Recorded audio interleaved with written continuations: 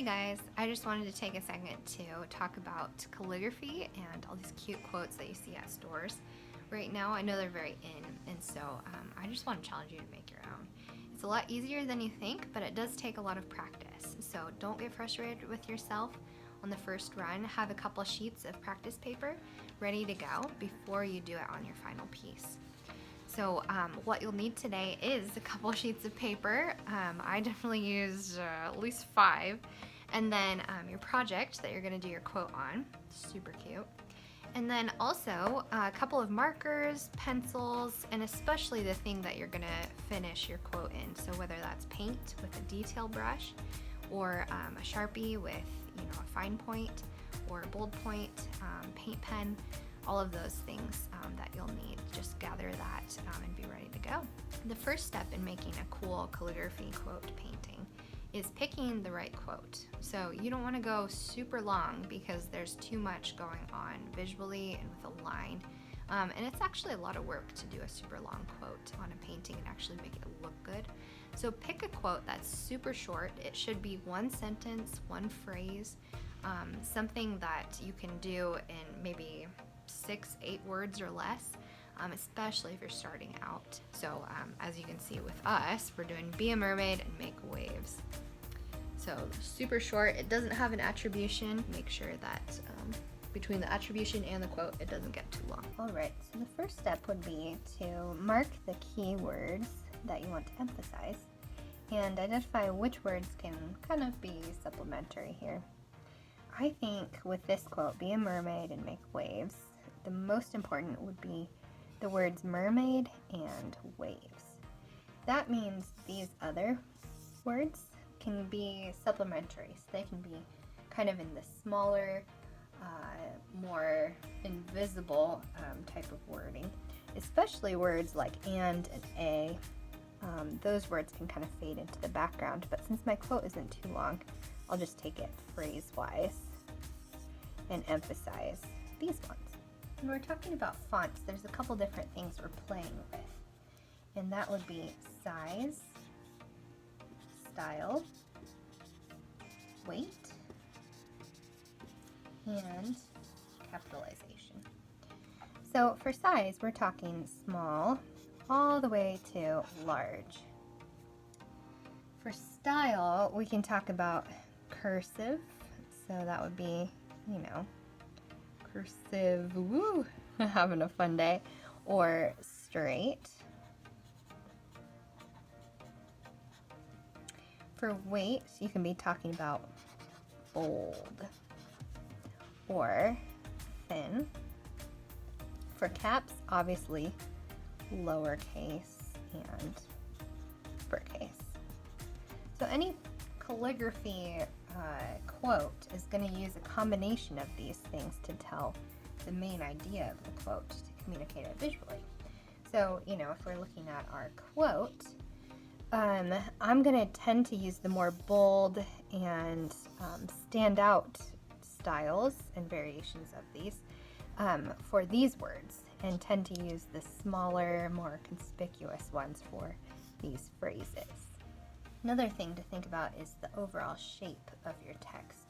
So are you trying to fit it into, a tall space, or, a square space, or a circle? Maybe you've got like wreathy things that you're trying to fit your quote in.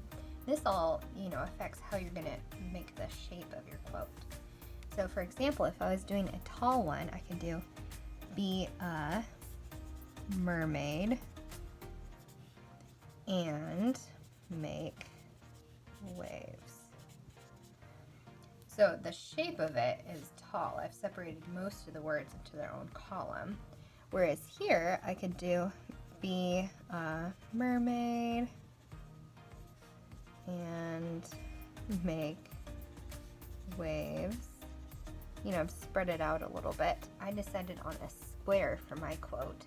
And so now comes the questions of how am I going to emphasize these 2 lines and less or de-emphasize the other ones.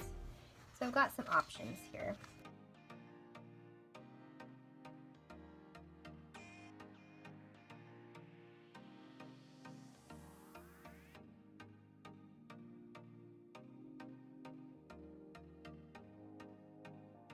maybe actually I'll change it, and so that Bia and take about the same space, I'll choose to put make down here. So this will turn out to be Bia mermaid. Emphasis is here. And then make waves. So then we get the main idea, mermaids make waves. So we're going to focus on centering our quote next. Now I use counting and order of priorities for centering quotes. I'm going to start with the word mermaid because that's the biggest word in our quote. And I'm going to count the spaces and the letters so that the word mermaid is perfectly centered where I want it to. Now something to note when I'm centering letters, I'm going to count the words or the letters I, J, and L as half spaces because they're really skinny letters. So I'll show you what I mean. Mermaid is 1, 2, 3, 4, 5, 6, 7 letters, but it's actually 6.5 because I doesn't take as much space. So we'll put the center line more towards the beginning of the M. So I'm going to look at my paper, find about the center, and put the M right here, meaning it's going to head more towards the beginning of the M to find the center. So it's about there. From there you can add an aid, and then we have to go backwards, unfortunately, but it is really worth it. R, E, and M. Mermaid, and it's perfectly centered as we go. So this is, I always use a written version of it because going backwards, I'm always going to misspell it. It just happens. The next line, let's try Bia, and this is, according to our map, it's going to be small and in capitals. So we're going to count it as 4 spaces, including this middle ground here. Remember, our middle line is about here, and so we can start with a E on one side and an A on the other. Add that B here. B is pretty much centered over mermaid. Next, let's put and underneath. Now we're going to split the N in half over the middle line. According to my plan here, that's going to be small. Let's do it in caps. So if we split that N, put the D and the A on top, pretty good. And then make waves is our last line. So this is the longer one. So let's count and include that space. And we don't have any skinny letters to mess us up here. 1, 2, 3, 4, 5, 6, 7, 8, 9, 10. So that means we'll center over the 5th. 1, 2, 3, 4, 5. There we go. Oops, after the 5th, sorry. So space is going to be or space between the space and the W is going to be the center line. So if we take that here, there's going to be a space here and a W here. So let's go ahead and put the W and finish up with waves, space, E, K, A, and M. Awesome. So that's pretty well centered, I'd say. In my next iteration, maybe I want to pay attention to the spacing between these lines. And sometimes I just need guidelines to like make sure these are all in the same line. But this is pretty good. From here I can add some free flow. So maybe I want to add in some curves to my M. I can make it bigger, add a little curly. I can pull things up and down, so maybe I want this little loop to be bigger. This one I realized in my plan I have in caps, so let's try that out. Make waves. Yeah, it's not bad.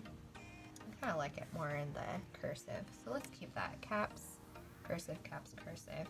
And I'll just focus on reducing this space. I think this M could be another swoopy kind of thing. Maybe the W can also swoop. And these ways just kind of break up the quote. It just gives interest to the quote. Another way you can add some boldness to lettering is if you bolden just the downstroke. So these are all downstrokes right here. This is up, down, up, down, up, down. Just like a calligraphy pen would make, except we're adding it after the fact. That's a down and a down, up.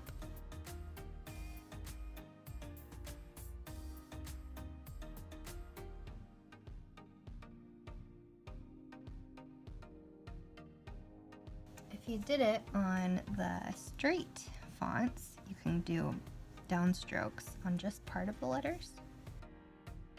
And then once you're happy with a practice piece, go ahead and replicate that in pencil on your painting.